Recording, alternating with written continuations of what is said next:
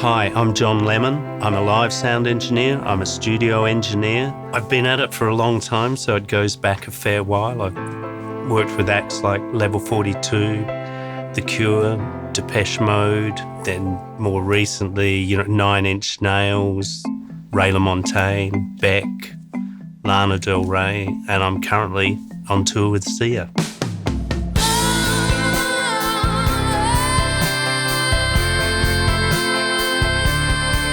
It came about sort of by accident because when I was about 13 years old, my parents wouldn't let me stay at home one night and forced my sister to take me to the nightclub that she worked at the local YMCA.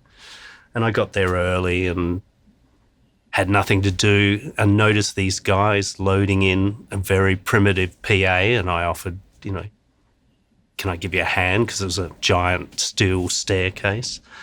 And goes, yeah, please. Little did I know I was just working for nothing. But he happened to be a professor of electronics at Adelaide University, and he was a teacher, so he taught me, this is how we wire it up and this is how we put mics together. I think all four of them.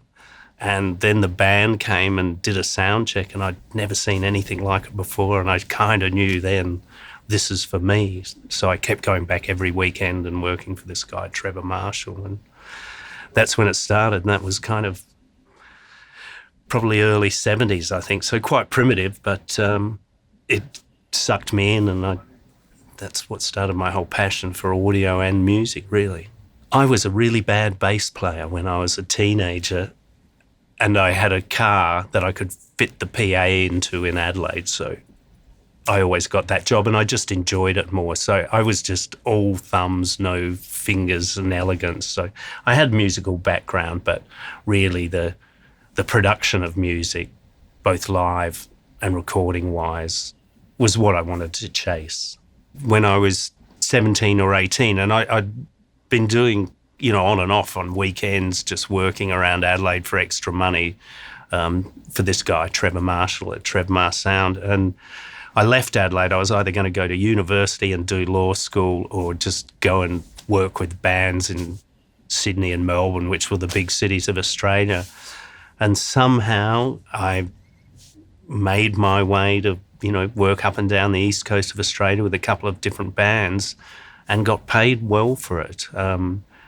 Did that for a couple of years. And when I was about 21 or so, I got a job at Jan's, which was the big international sound company of Australia, did all the big international acts. And right then and there, sort of luckily, I was taken under the wing of by a guy called Howard Page, who's a legend in the live field, now with Clare Brothers and mixes Sting.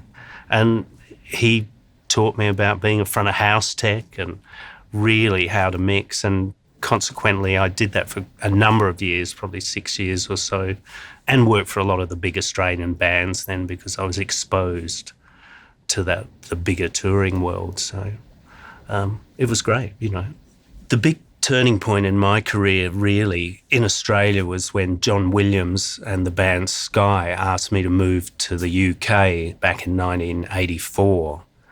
And I'd already worked for a lot of international UK acts like, Leo Sayer, many acts actually, a lot of American acts as well.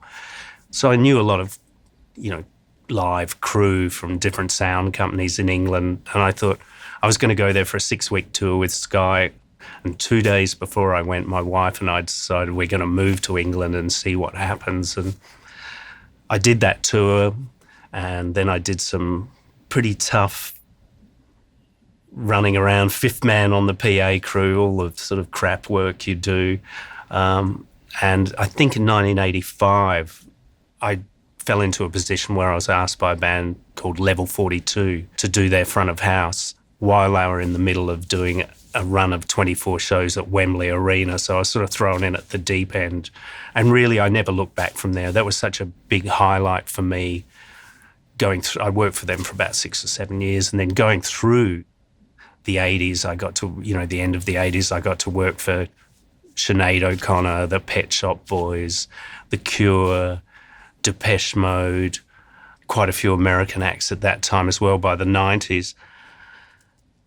And I think, the really big highlights, so that was a big highlight, Level 42, but then things happened to me, like in 2008, I got asked to do the Pink Floyd reunion for Live 8, along with Andy Jackson, and you can't get sort of more of a highlight than that in reality, just to stand in front of the original band in rehearsal rooms and then at Hyde Park on that day, and it was just one of the most amazing moments in my life, really. As far as artists and music go, I think it was more producers, actually, because George Martin, number one, I was just such a Beatles fan, and I found out about him. And then in the 70s, I always loved prog rock, so Yes were a big band for me. And then the American sort of influence of the Eagles was recording Heaven to me, and Vocal Heaven. So they were some of the bands that started it. And Trevor Horn as well, coming a little sort of closer to the 80s, blew me away, all that night clubbing stuff with Grace Jones and then the Yes stuff. They were big influences on me, but ultimately George Martin.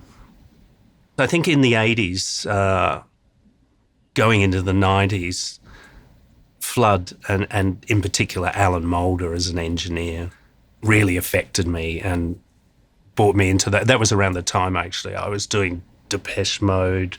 I did a run of bands. They did Depeche Mode, The Smashing Pumpkins, some other stuff I can't remember, but Alan Moulder, the sound he got on My Bloody Valentine's record, I was just so blown out. I thought, I've got to try and reproduce that live in particular. I hadn't been doing that much studio stuff at that time, a few live albums, but not that many.